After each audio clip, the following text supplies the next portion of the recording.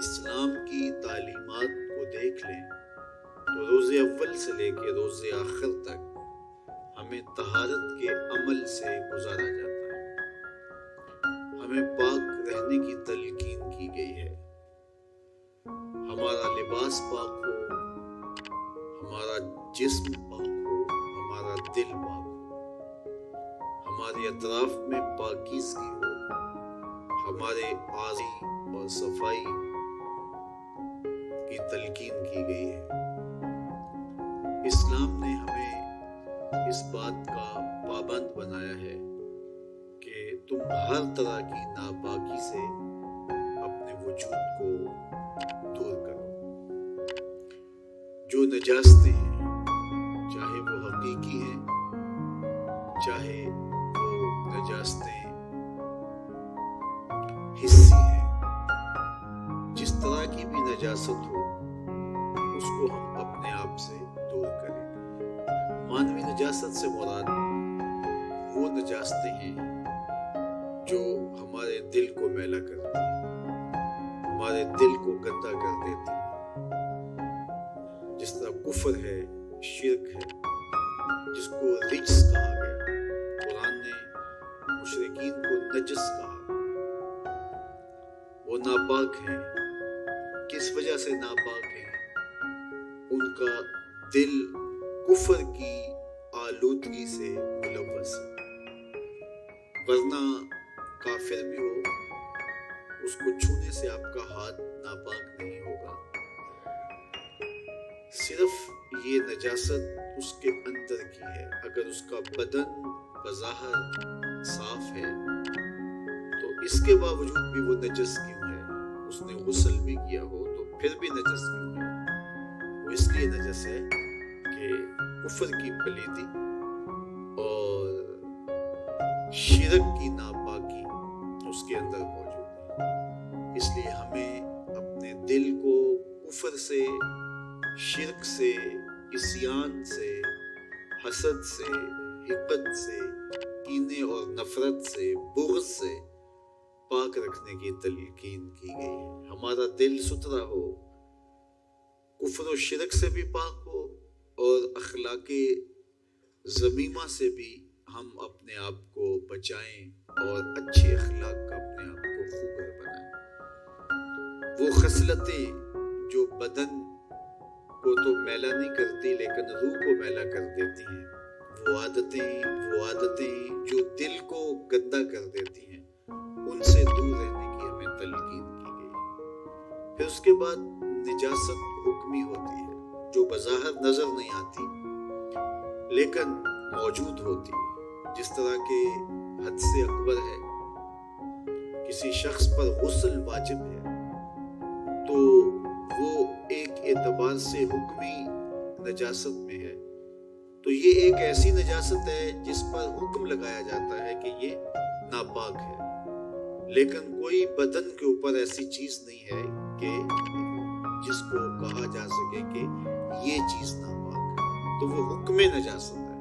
حد سے اکبر میں غسل جنابت ہے، اور اگر حد سے اصغر ہے تو بے وضوئی کی کیفیت ہے کہ کوئی شخص وضو سے نہیں ہے تو اس کے اوپر ایک کیفیت ہے حد سے اصغر کی، چھوٹی ناپاکی ہے جو اسے اس وقت حاصل ہے، تو اس کو وہ دور کر کے وضو کر کے پاک ہو جائے، اور اگر حد سے اکبر ہے تو وہ غسل کر کے پاک ہو جائے۔ تو اسلام کتنا پاکیزہ دین ہے۔ وہ یہ چاہتا ہے کہ ہمارا دل بھی پاک ہو، ہماری روح بھی پاک ہو، ہم حد سے اصغر سے بھی پاک ہوں، حد سے اکبر سے بھی پاک ہوں۔ پھر اس کے بعد ہم اپنے بدن کے اوپر کوئی ظاہری نجاست نہ لگنے دیں، اگر ہے تو اس کو دور کر دیں۔ وہ سیال مادے کی صورت میں بھی ہو سکتی ہے اور وہ ٹھوس شکل میں بھی ہو سکتی ہے، تو ہمارے وجود کے اوپر کسی قسم کی نجاست نہ ہونی چاہیے۔ اگر کسی کے بدن کے اوپر پیشاب کا چھینٹا پڑ گیا تو وہ اس کو ٹشو سے صاف کر لیتا ہے، تو اب وہ دکھائی نہیں دیتا، وہ خشک بھی ہو گئی ہے جگہ، تو وہ دنیاوی اصطلاح میں صاف تو کہہ سکتے ہیں، پاک نہیں کہہ سکتے، کیونکہ صاف کا لفظ جو ہے وہ اور مفہوم رکھتا ہے، لیکن جو طہارت کا لفظ ہے اس کا مفہوم بہت زیادہ وسیع ہے۔ مختلف مذاہب کے اندر مختلف اصطلاحات ہیں جو ان کے کلچر کو، ان کی تہذیب کو، ان کے تمدن کو بیان کرنے کے لیے عکاس ہوتی ہیں۔ بہت ساری ایسی زبانیں ہیں جن میں جب طہارت اس طرح کی میسر ہی نہیں ہے تو اس کے لیے لفظ ہی نہیں ہے۔ آپ کلین کا لفظ صاف تو کر سکتے ہیں لیکن طاہر نہیں کر سکتے۔ طہارت اور چیز ہے، صفائی اور چیز ہے۔ اسلام صفائی ستھرائی کا درس تو دیتا ہی دیتا ہے، اس سے اگلی منزل ہے اور وہ ہے طہارت، اور طہارت سے ایک اور آگے منزل ہے جس کو عفت کہتے ہیں، پاک دامنی۔ تو اسلام کتنا پاکیزہ دین ہے کہ وہ ہمیں ہر طرح کی نجس سے، ہر طرح کے رچ سے، ہر طرح کی غلاظت سے، ہر طرح کی گندگی سے پاک رکھنا چاہتا ہے۔ وہ چاہتا ہے کہ ہمارے دل میں غلط خیال بھی نہ آئے، وہ چاہتا یہ ہے کہ ہماری سوچوں میں عفت اور پاکیزگی آ جائے۔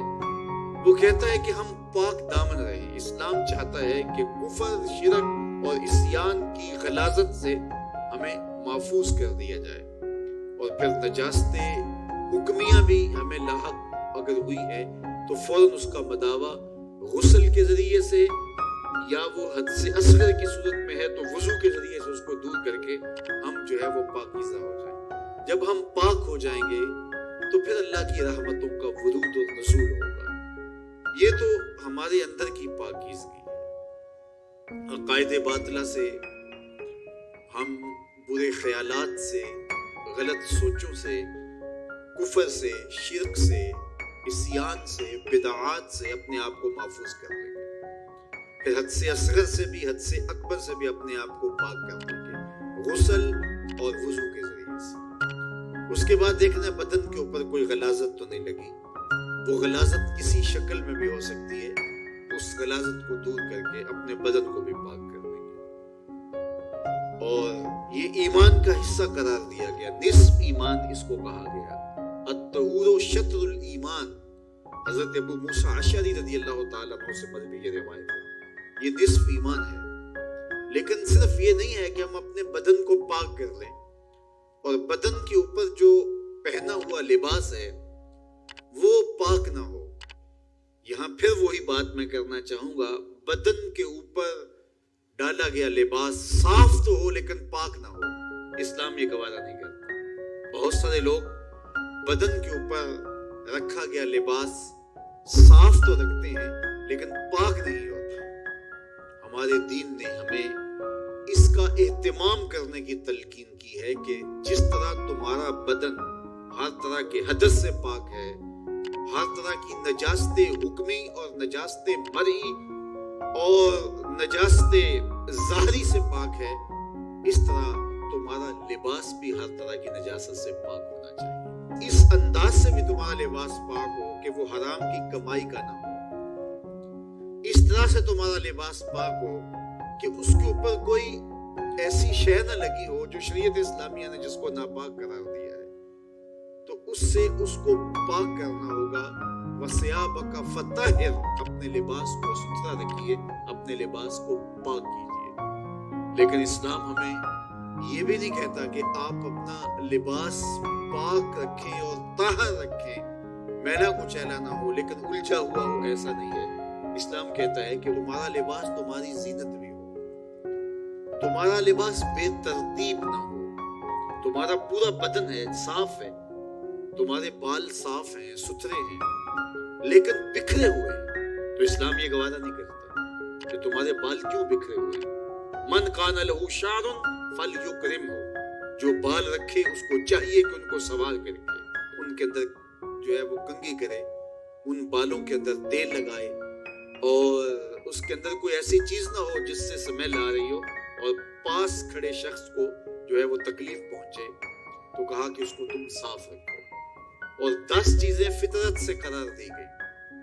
اس میں مونچھوں کا پست کروانا ہے، داڑھی کا بڑھانا ہے، ناک میں پانی ڈال کے ناک کو صاف کرنا ہے، اور بغلوں کے نیچے بالوں کو نوچنا ہے، زیر ناف بالوں کو مونڈنا ہے، ختنے کروانا ہے، اسی طرح انگلیوں کے پورے اور انگلیوں کے جوڑوں کو صاف کرنا ہے، مسواک کرنا ہے اور ناخن ترشوانا ہے۔ راوی کہتا ہے کہ میں ایک چیز بھول گیا، اور شاید وہ کھانے کے بعد کلی کرنا ہے۔ تو یہ 10 چیزیں فطرت سے قرار دی گئی کہ یہ فطرت انسانیہ میں سے اور انبیاء علیہ السلام کی سنت سے کہ وہ اس طرح اپنی صفائی کا التزام کیا کرتے تھے، اور ہمیں اس کی تلقین کی گئی ہے کہ تم بھی یوں اپنی صفائی کا اہتمام کرو، اپنی صفائی کا التزام کرو۔ اور مسواک کی اتنی تاکید کی، فرمایا کہ اگر میں اپنی امت پر شاک نہ جانتا تو میں ہر نماز کے لیے مسواک کو لازم قرار دیتا۔ آپ بتائیے کہ ہمارا دین کس قدر پاکیزہ دین ہے۔ ہمیں مسجد میں لہسن اور پیاز کھا کر آنے سے روکا گیا ہے تاکہ پاس بیٹھے ہوئے کسی شخص کو ہمارے منہ سے کوئی ایسی سمیل نہ آئے جس سے اس کو تکلیف پہنچے۔ تو اگر ہم نے یہ کسی وجہ سے کھانا ہے تو کہا مسجدوں سے دور رہو، تو مسجد میں یہ چیزیں کھا کر کے نہ ہو۔ ہمیں پاکیزہ اور ستھرا دین دیا گیا ہے، ہمیں صاف اور ستھرا رہنے کی تلقین کی گئی ہے۔ ہمارا بدن بھی پاک ہو، ہمارا لباس بھی پاک ہو، اسی پہ اکتفا نہیں کیا گیا۔ ہماری غذا پاک ہو، جو ہمارے پیٹ کے اندر اترتا ہے وہ 3 اعتبار سے پاک ہو۔ ایک تو یہ ہے کہ اس کے اوپر کوئی غلاظت نہ لگی ہو، کوئی نجاست نہ لگی ہو، یا وہ خود نجس نہ ہو۔ جو خود چیز نجس ہے، چاہے اس کو مل مل کے بھی دھو لیں تو پھر بھی پاک نہیں ہو۔ مردار ہے، خنزیر کا گوشت ہے، اگر کوئی بندہ اس کو مل مل کے دھو لے اور ہر طرح سے کہہ دیا جائے کہ یہ بالکل صاف ہو گیا، تو صاف تو ہے لیکن یہ پاک نہیں ہے، فی نفس ہی پاک۔ تو اس کو جائز قرار نہیں دیا گیا۔ لیکن اب وہ جو ہم نے چیز اپنے استعمال کے لیے، کھانے کے لیے خریدی ہے وہ حرام کے پیسوں سے ہے، تو ہمیں تلقین کی گئی ہے کہ حرام سے پلا ہوا وجود قیامت کے دن جہنم کی آگ میں جلایا جائے۔ اب اس کی پاکیزگی کا طریقہ بھی اسلام نے ہمیں دیا ہے۔ حلال کے پیسے ہیں، اور حلال مرغی ہم نے کہیں سے خریدی ہے، لیکن اس کو ہم ذبح نہیں کرتے، جھٹکے سے کھاتے ہیں، اس کی گردن یوں ہی مروڑ دیتے ہیں تو وہ مردار کہلائے گی۔ تو ہمارے دین نے ہمیں کتنی تلقین کی ہے کہ جو آپ کھا رہے ہو فی نفس ہی بھی حلال ہو، اس کو طریقہ حلال کے ساتھ آپ کے دسترخوان پہ آنا چاہیے، اور آپ نے جس رقم سے، جن پیسوں سے، جن ذرائع سے اس کو حاصل کیا ہے وہ ذریعہ حلال ہو۔ اگر وہ ذریعہ حلال نہیں ہے، وہ غذا جو تمہارے وجود میں اتری ہے، تمہارا بدن اس سے پرورش پاتا ہے، تو وہ جہنم کی آگ کا رزق ہے، وہ تمہارا وجود جو ہے وہ جہنم کی آگ میں جھلسایا جائے گا۔ اس لیے ہمیں کس قدر تلقین کی گئی۔ اور میں ایک اور بات کہتا ہوں کہ ہمارے رب نے ہمارے وجود کو ڈیزائن کس طرح کیا ہے۔ ہم جب کھانے لگتے ہیں تو سب سے پہلے ہم اس کھانے کو دیکھتے ہیں، اس کے اوپر کوئی نجاست تو نہیں لگی، کوئی غلاظت تو نہیں لگی، پہلے آنکھ اس کو چیک کرتے ہیں، اس کے بعد پھر ہاتھ سے ہم لقمہ توڑتے ہیں یا اس چیز کو اٹھاتے ہیں تو ہمارا ہاتھ دیکھتا ہے کہ اس کے اوپر کوئی ایسی سختی تو نہیں ہے کہ جو ہمارے لیے تکلیف کا سبب ہو۔ پھر مالک نے ہماری ناک کو ہمارے منہ کے قریب رکھا ہے تاکہ جو چیز ہم دیکھ تو سکتے ہیں لیکن ہماری آنکھیں دیکھتی ہیں، سونگھتی نہیں ہیں، ہمارا ہاتھ پکڑ کے محسوس کرتا ہے لیکن سونگھتا نہیں۔ اب اس چیز کو ہم اپنے منہ کے قریب لانے لگے تو سب سے پہلے جو ہے وہ اس کو اس سینسر سے گزارا گیا کہ اس کے اندر کوئی معمولی سمیل بھی ہوئی تو یہیں سے چھوڑ دیں گے۔ پہلے تو ہم نے دیکھا، اگر وہ اس قابل ہی تو وہیں چھوڑ دیا، اور لائے تھے ہم حلال رزق سے، لیکن پھر بھی ہم نے اس کو آنکھ سے چیک کیا، پھر ہاتھ نے چھوا، پھر سونگا، اس کے بعد پھر اب ہم زبان پہ رکھیں گے۔ اب ہمارے رب نے زبان کو 3 حصوں میں تقسیم کیا ہے. زبان کی جو نوک ہے اس کے اوپر نمکیات کو چکھنے کے ذائقے رکھے. زبان کا درمیانہ حصہ جو ہے یہ مٹھاس کا احساس کرتا ہے اور حلق کے قریب جو حصہ ہے یہ کڑواہٹ کا احساس کرتا ہے. تو اب اس کو زبان پر رکھ کے چکھا کہ یہ بد ذائقہ تو نہیں ہے. اب زبان نے بھی کہہ دیا کہ اس کا ذائقہ بھی ٹھیک ہے. اب دانتوں کی چکی میں پیسا کہ اس کے اندر کوئی ایسی چیز تو نہیں ہے کہ جو تمہارے معدے پہ شاق ہو. پھر تمہارے حلق سے نیچے اترا. تمہارے رب نے ایک لقمہ جو کہاں سے اٹھا اور کہاں تک پہنچا اور اس کے لیے کتنے مسائل سے گزارا، وہ رب نہیں چاہتا تمہارے حلق میں ایک لقمہ بھی ایسا جائے جس میں ذائقہ نہ ہو، جس کے اندر بدبو ہو، جس میں تعفن ہو، جس پر کوئی غلاظت ہو اور جو ناپسندیدہ ہو. تمہارا رب چاہتا ہے تم طیب لو، ستھرا لو، تاکہ تمہارا ظاہر بھی ستھرا ہے، تمہارے وجود کا حصہ بننے والی غذا جو ہے وہ بھی پاک اور ستھری. تمہارا رب تمہیں صاف دیکھنا چاہتا ہے، صاف رکھنا چاہتا ہے. یہ تمہارے لیے اس رب کی تلقین ہے کہ تم صاف رہو. جب تم کھانا کھانے لگو تو ہاتھ دھو لو اور اس کے بعد کلی کرو اور اس کے بعد کھانا شروع کرو اور کھانے کے بعد پھر دوبارہ کلی کرو.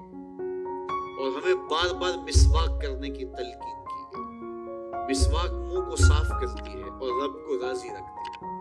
میں نے کہا کہ جب بچہ پیدا ہوتا ہے تو اس وقت اس کو غسل دیا جاتا ہے اور جب جنازہ اٹھتا ہے تو اس سے قبل بھی اس کو غسل دیا جاتا ہے. غسل سے کہانی شروع ہو کے غسل پہ ختم ہوتی ہے.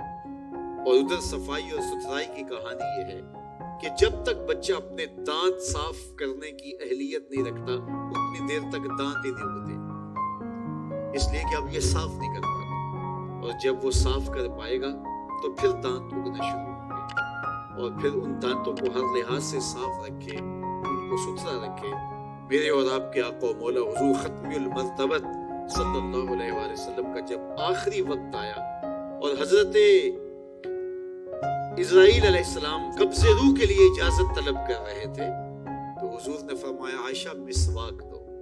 تو حضور کو مسواک دی گئی. نکاحت تھی، کمزوری تھی اور مسواک سخت تھی. تو حضور نے ارشاد فرمایا عائشہ اس کو چبا کے دو. تو ام المومنین سید عائشہ رضی اللہ تعالیٰ عنہا فرماتی ہیں میں خوش قسمت ہوں کہ آخری لمحات میں میرا لعاب اور حضور کا لعاب مل گیا. انہوں نے چبا کے نرم کر کے حضور کو مسواک دی اور حضور نے اس آخری وقت میں جب انتہائی نکاحت اور کمزوری تھی مسواک کی کہ میں اپنے رب کے حضور حاضر ہوں. تو ہمارے دین نے ہمیں یہ تلقین کی ہے کہ تم اپنے آپ کو بھی صاف رکھو، اپنے وجود کو بھی صاف رکھو، اپنے بالوں کو صاف رکھو، اپنے لباس کو بھی صاف رکھو.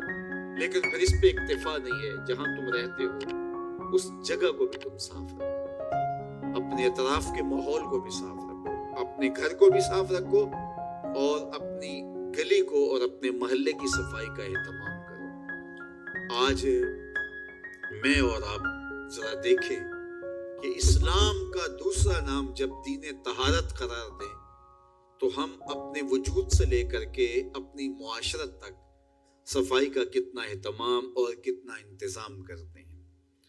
صفائی پسند جب انسان فطرتاً ہو جاتا ہے تو وہ پھر ماحول کی صفائی کے لیے جت جاتا ہے، لگ جاتا ہے اور کوشش میں مصروف ہو جاتا ہے کہ وہ ماحول کو صاف و ستھرا رکھے. کیونکہ ماحول کی غلاظت پلٹ کے اس شخص کے اوپر آئے گی. اگر وہ خود اپنے آپ کو صاف کر بھی لے گا لیکن ماحول میں غلاظت اگر ہوگی تو وہ غلاظت پلٹ کے اس کے اوپر آئے گی. رات کے اندھیرے میں اپنے گھر کا کوڑا اگر اٹھا کر کے ہم نے ہمسایوں کے گھر کے آگے پھینک دیا تو صاحب ہمسائے نے بھی یہی کیا.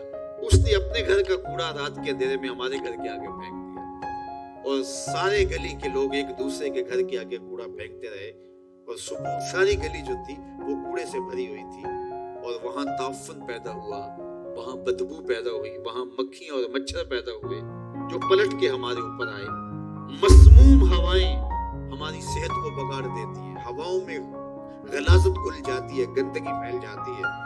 اس لیے ہمیں اس بات کا اہتمام کرنا ہوگا کہ ہم پورے معاشرے کو، پورے ماحول کو جو ہے وہ صاف کرنے کی کوشش میں لگ جانا چاہیے گا۔ اسلام نے ہمیں طہارت حاصل کرنے کی تلقین کی ہے پانی کے ذریعے سے، اور میں آپ کو بتاؤں کہ کسی دین کے اندر پانی کی یوں اقسام بیان نہیں کی گئی ہیں جس طرح اسلام میں پانی کی اقسام بیان کی۔ ایک پانی خود طاہر ہے اور مطہر ہے، خود بھی پاک ہے، آگے بھی پاک ہے، اور وہ پانی ہے جو اپنی اصلی حالت میں ہے، جس طرح بارش کا پانی ہے، بہتا ہوا پانی ہے، کنویں سے نکالا گیا پانی ہے۔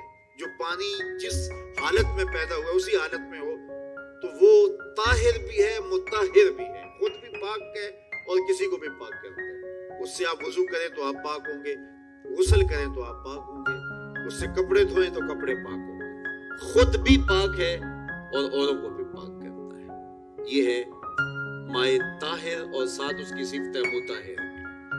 اور دوسرا پانی وہ ہے کہ جو خود تو طاہر ہے، اس کو پلید اور ناپاک نہیں کہہ سکتے، لیکن اس کا وصف ہے کہ وہ غیر مطہر ہے، وہ خود پاک ہے، آگے پاک نہیں کرتا، اور وہ پانی ہے مائے مستعمل۔ وہ پانی کہ آپ نے وضو کیا اور آپ کے وضو سے جو ہے وہ چھٹا ہوا پانی غسالہ، تو وہ مائے مستعمل کہلائے گا۔ تو وہ خود پاک ہے، آپ کے وجود پر کوئی غلاظت نہیں لگی تھی کہ وہ اس کی وجہ سے غلیظ ہو گیا، آپ کا بدن صاف تھا، پہلے ہی صاف تھا، آپ نے مزید وضو کیا تو وہ آپ کے بدن سے چھٹا ہوا پانی وہ خود طاہر ہے، ناپاک نہیں ہے، لیکن مطہر نہیں ہے، آگے پاک نہیں کرے گا۔ اور پھر تیسرا پانی یہ ہے کہ جو نہ خود طاہر ہے اور نہ جو ہے وہ کسی کو پاک کرتا ہے، اس کو مائے نجس کہتے ہیں۔ تو یہ اقسام اس طرح جو ہے وہ اسلام نے بیان کی۔ باقی لوگ تو ری سائیکل کر کے اس پانی کو پھر استعمال کر رہے ہیں، گٹر کا پانی اس کو ری سائیکل کر لیا اور وہ جو ہے وہ اس کو دوبارہ ری سائیکل کرنے سے وہ صاف ہو جائے گا، پاک نہیں ہوگا۔ یہ بات ذہن میں رکھیے گا۔ اسلام کی نزاکت دیکھیے کہ وہ پانی جو آپ کے دھلے ہوئے وجود کو چھو کر کے گرا ہے مستعمل کہلائے گا، پاک بھی ہوگا لیکن آگے پاک نہیں کرنے والا ہوگا۔ اور یہ وہ گٹر کا پانی جو مستعمل بھی ہے، ناپاک بھی ہے، نجس بھی ہے، آپ نے اس کو ری سائیکل کرنے کے بعد دوبارہ اگر استعمال کر لیا تو وہ صاف تو ہو گیا، اس سے وہ کثافتیں نکل گئی، لیکن وہ پاک نہیں ہوگا، اس لیے کہ اسلام ہمیں پاکی کا درس دیتا ہے۔ تو اس لیے میں نے کہا کہ وہ صفائی کا تصور تو ہے بعض مذاہب کے اندر، لیکن جو ہے وہ طہارت کا تصور نہیں ہے، اور اسلام میں طہارت سے آگے بڑھ کے عفت کا تصور ہے، پاک دامنی کا تصور ہے کہ صرف جو ہے وہ تمہارا بدن ہی پاک نہ ہو، تمہاری روح بھی پاک ہو، تمہاری عصمت کا جوہر بھی پاک ہو، تمہارے خیالات بھی پاک ہوں، تمہاری سوچیں بھی پاک ہوں، تمہارا دل بھی پاک ہو، تمہارا دماغ بھی پاک ہو، تمہارا خیال بھی پاک ہو، اور تم ایک پاک اور تقدس معاشرے کو ترتیب دے سکو، اور ایسا پاکیزہ معاشرہ اور ایسا ستھرا معاشرہ کہ جو نجس سے، نجاست سے، غلاظت سے بری ہو جائے، وہ صاف اور پاکیزہ اور خوبصورت معاشرہ اسلام ترتیب دیتا ہے۔ تو میں اور آپ اس پہ غور کریں کہ ہمارے اسلام کا ہمارے نام کیا میسج ہے، کیا پیغام ہے۔ جو اسلام پیدا ہوتے ہی ہماری زندگی کا آغاز غسل سے کرتا ہے، اور پھر زندگی کا اختتام بھی غسل سے ہوتا ہے۔ دن میں 5 نمازیں ہیں اور ان کے لیے بار بار وضو کرنا ہوتا ہے، اور اگر حد سے اکبر لاحق ہو جائے تو فوراً ہمیں غسل کر کے اس کو دور کر کے جو ہے وہ پاکیزگی حاصل کرنے کی تلقین ہے۔ وَثِيَابَكَ فَطَهِّرْ، اپنا لباس پاک کرو، اس کی ہمیں تلقین کی گئی ہے۔ الطہور شطر الایمان، طہارت کو آدھا ایمان قرار دیا گیا ہے۔ کتنی بڑی بات ہے، ہمیں صفائی کی تلقین کی گئی، ہمیں پاکیزگی کی تلقین کی گئی، ہمیں عفت کی تلقین کی گئی، اور آج وہ مسلمان جن کو پاکیزگی کی، عفت کی، صفائی اور ستھرائی کی اتنی تلقین کی گئی، آج ہم اپنے گلی محلے دیکھیں، اپنے کوچہ و بازار دیکھیں، اپنے اطراف میں پھیلی ہوئی گندگیاں دیکھیں، تو پھر ہمیں شرم آتی ہے کہ کیا ہم وہ مسلمان ہیں کہ جس مسلمانی کا ہم سے تقاضا کیا گیا تھا۔ ہم مسلمان تو ایک صاف، پاک اور خوبصورت اور عفت معاب صورت میں آگے بڑھتے، اور معاشرہ صفائی و ستھرائی کا مرقع نظر آتا، اور ہر شے نہ صرف صاف اور پاک اور طاہر ہوتی بلکہ مرتب اور منظم بھی ہوتی. یعنی چیزوں کو مرتب اور منظم کر کے رکھنے کی بھی ہمارے اسلام نے ہمیں تلقین کی ہے. اپنے بدن سے لے کر کے اپنے دیگر اعضائے بدنیہ سے لے کر کے ہمارے ماحول تک کہ جو ہم چیزیں رکھیں ان کو بھی ایک ترتیب اور سلیقے کے ساتھ رکھیں تاکہ جو ہے وہ پڑی ہوئی چیزیں بھی جو ہے وہ خوبصورت دکھائی دیں. حتیٰ کہ بال الجھے ہوئے پسند نہیں کیے گئے اور کہا کہ من کان لہ شعر فلیکرمہ، جو بال رکھے پھر بالوں کو سنوار کے رکھے، بال الجھے ہوئے رکھے تو یہ پسند نہیں کیا گیا. تو یہ ہمارے دین نے ہم سے تقاضا کیا ہے. تو آئیے میں اور آپ عملاً اپنے آپ کو اس کے لیے آمادہ کریں کہ ہم اپنی اطراف میں اور اپنے ماحول میں صفائی اور ستھرائی کا اہتمام اور التزام کریں. جہاں ہم رہتے ہیں، جس گلی میں رہتے ہیں، جس محلے میں رہتے ہیں، ہم نے یہ دیکھا ہے کہ 10 مرلے کا ایک کنال کا گھر بنگلہ بنایا اور اس کے اندر اتنا اچھا اہتمام کیا اور جو ہے وہ بہت خوبصورتی کے ساتھ ایک ایک کونے اور گوشے کو ہم نے سلیقے کے ساتھ بنایا اور خوبصورتی کے ساتھ بنایا. لیکن گھر کے آگے 10 فٹ کی گلی ہے تو وہ گندگی سے اٹی پڑی ہے. ہمارے گھر کے سامنے جوہر پانی کا بڑا ہے اور جس کے اندر گندگی اور غلاظت ہے اور وہ چھینٹے اڑ کے ہمارے گھر کے اندر ہی گرتے ہیں اور وہاں پیدا ہونے والی مکھیاں اور مچھر ہمارے گھر کے اندر ہی غلاظت کا جو ہے وہ سبب اور ذریعہ بنتے ہیں اور اس گندگی کے ماحول سے ہوا بھی مسموم ہوتی ہے جو بیماریاں پھیلاتی ہے اور اس سے جو ہے وہ ہم خود متاثر ہوتے ہیں. لیکن ہم سمجھتے ہیں کہ یہ 10 مرلے کی جگہ، یہ ایک کنال کا ٹکڑا تو ہمارا ہے، یہ ہماری ذمہ داری ہے. سامنے والے گھر کی دیوار کے اوپر تو جو ہے وہ ٹائلیں خوبصورت لگی ہوئی ہیں اور جو ہے وہ ہمارے گھر کے دیواروں پر بھی خوبصورت مہنگی ترین ٹائلیں لگی ہیں، لیکن 5-5 فٹ گلی آتی ہے.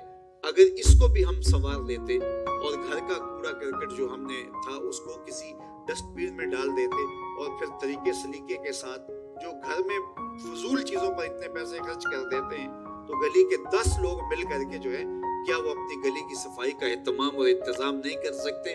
لیکن یہ ہماری بدقسمتی ہے. بعض اوقات ایسا ہوتا ہے کہ وہ گلی کے لوگ جڑ جاتے ہیں، اکٹھے ہوتے ہیں کہ چلو یار کوئی اہتمام کر لیں، تو پھر پہلے ایک آدمی چھوڑتا ہے کہ بھیا میں تو جو ہے وہ اس میں شامل نہیں ہوتا، پھر دوسرا، پھر آخری ایک آدمی رہ جاتا ہے، وہ کہتا ہے میری کیا مصیبت ہے. تو پھر وہ جوہر بن جاتا ہے گندگی کا اور وہ کوڑا کرکٹ کا ڈھیر بن جاتا ہے اور ہم سمجھتے ہیں کہ ہم اپنے گھروں کو بڑا صاف رکھا ہے اور ہمارے گھر کے سامنے گندگی اور غلاظت پڑی ہوئی ہے. اگر صفائی پسند ہم حقیقت میں ہوتے تو پھر کبھی بھی ہم اس کو پسند نہ کرتے.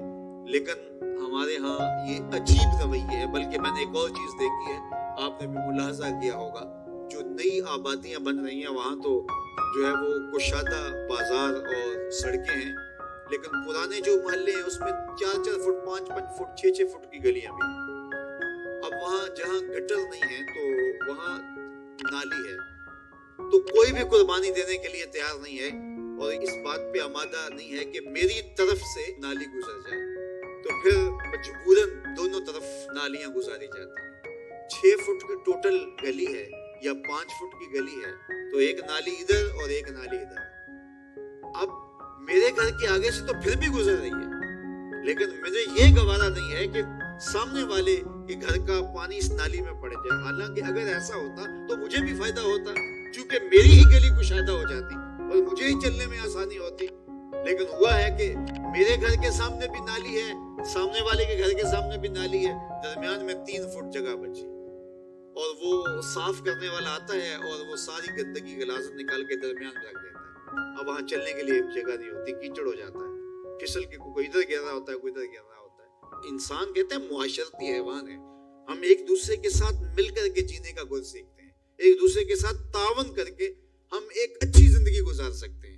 لیکن ہم ایسے خود غرض ہو گئے ہیں کہ جس میں نقصان بھی ہمارا اپنا ہے، لیکن ہم کسی ضد کے اندر اس نقصان کو اٹھانے کے لیے جو ہے وہ آمادہ ہوتے ہیں اور سال ہر سال سے اس نقصان کو ہم اٹھا رہے ہوتے ہیں. تو خدا را ہم دیکھیں، غور کریں، تدبر کریں کہ ہمارا دین ہمیں کیا کہہ رہا ہے اور ہمارے دین کی تلقین ہمارے نام کیا ہے. اور اپنے گھر کا واش روم تو ہم صاف کر لیتے ہیں، لیکن اگر جو ہے وہ کسی اجتماعی جگہ پہ ہم 8-10 لوگ رہتے ہوں تو اس واش روم کو کوئی بھی صاف کرنے کے لیے تیار نہیں ہوتا اور ہر ایک نے اس واش روم میں جانا ہوتا ہے، اور جس کا نتیجہ کیا ہوتا ہے کہ گندگی اور تعفن وہاں پھیلا ہوا ہوتا ہے اور ہم اپنے حصے کا کام کبھی بھی نہیں کرتے۔ عمومی طور پہ مساجد اور مدارس کے واش روم سے لے کر کے یونیورسٹیوں کے واش رومز تک ہم نے دیکھا، پبلک واش روم جو لاری اڈوں پہ ہوتے ہیں ان کا تو خیر حال ہی برا ہوتا ہے۔ تو یہ وہ چیزیں ہوتی ہیں جو کسی معاشرے کی عکاسی کرتی ہوتی ہیں، کسی معاشرے کا چہرہ ہوتا ہے۔ کوئی معاشرہ، اس کے نفسیات سمجھ میں آتے ہیں کہ یہ معاشرہ کیسا ہے۔ تو ہم صحیح معنوں میں اسلام کے مزاج سے آشنا ہی نہیں ہوئے۔ اسلام تو ہمیں آغاز میں ہی صفائی اور ستھرائی کی تلقین کرتا ہے۔ ہمارا دین شروع ہی طہارت سے ہوتا ہے، شروع ہی صفائی سے ہوتا ہے، اور اس کا نقطہ انجام جو ہے وہ بھی غسل سے ہے۔ تو غسل سے شروع ہو کے غسل تک، اور درمیان میں غسل اور وضو چلتا رہتا ہے۔ لباس کی پاکیزگی ہے، خوراک کی پاکیزگی ہے، مکان اور گھر اور اطراف کی پاکیزگی ہے، ماحول کی پاکیزگی ہے۔ ہمارا دین ہمیں اس کی تلقین کرتا ہے۔ راستے کے اندر پڑا ہوا کوئی کانٹا اٹھا کے ایک طرف رکھ دینا، کوئی اینٹ کا ٹکڑا اٹھا کے ایک طرف رکھ دینا، کوئی پتھر کا ٹکڑا اٹھا کے ایک طرف رکھ دینا اور راستے کو صاف کر دینا، تو یہ صدقہ قرار دیا گیا ہے اور اللہ رسول کی رضا کا سبب اور ذریعہ قرار دیا گیا ہے۔ میں آپ سے توقع رکھتا ہوں اور میں خود بھی انشاءاللہ اس کے لیے کوشاں رہوں کہ ہم اپنے ماحول کی صفائی کے لیے اپنے حصے کا کام ضرور کریں انشاءاللہ۔ اللہ مجھے آپ کو جزائے خیر عطا فرمائے اور اپنی پناہوں کا حصہ